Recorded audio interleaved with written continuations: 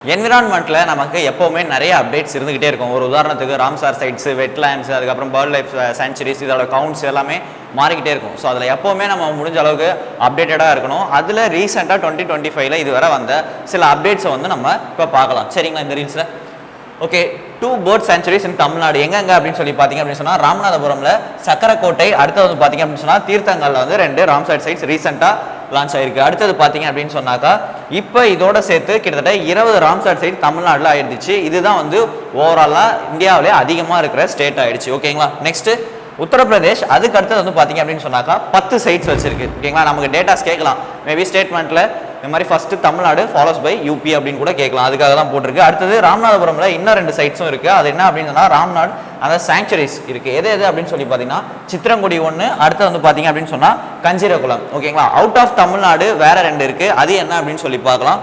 First பார்த்தீங்க அப்படின்னு சொன்னா சிலோபாரி அப்படின்னு சொல்லிட்டு ஒரு வெட்லேண்ட் ஒன்று இருக்குது. ஓகேங்களா? அது எங்க அப்படின்னு சொல்லி பார்த்தீங்க அப்படின்னா சிக்கிம்ல இருக்கு.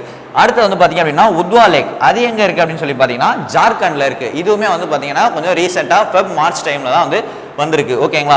ஸோ இதனால வந்து பார்த்தீங்க அப்படின்னு சொன்னாக்கா ராம்சார் சைட்ஸோட கவுண்ட் வந்து பார்த்தீங்கன்னா இந்தியாவில் அதிகமாகிக்கிட்டே தான் இருக்கு. சரிங்களா? 89. இப்போ தமிழ்நாடுக்கு ஃபர்ஸ்ட் ராம்சாரோடைய அந்த டெசிக்னேஷன் எப்போ வந்துச்சு அப்படின்னு பார்த்தீங்கன்னா 2002. மேபி நம்ம இந்த அப்டேட்ஸை பார்த்துட்டு இருக்கோம். ஃபர்ஸ்ட் இயர்லி எது அப்படின்னு சொல்லி கேட்கலாம். அதனால அது எது அப்படின்னு சொல்லி பார்த்தீங்கன்னா பாயிண்ட் கெலிமர், அதாவது கோடிக்கரை அப்படின்னு சொல்றோம் இல்லையா, அதுதான் தமிழ்நாடுக்கு வந்த ஃபர்ஸ்ட் ராம்சார் சைட்டோடைய கன்வென்ஷன். ஓகேங்களா? ஸோ இந்த மாதிரி புது அப்டேட்ஸையும் பழசையும் வந்து பார்த்தீங்க அப்படின்னு சொன்னால் எப்போவுமே கரண்ட்டில் வச்சுக்கிட்டே இருங்க. அதுதான் நம்மள என்விரான்மெண்ட் கரண்ட் அஃபேர்ஸை அட்டன் பண்ண வைக்கும். ஸோ இதை நோட் பண்ணிக்கோங்க. தேங்க்யூ.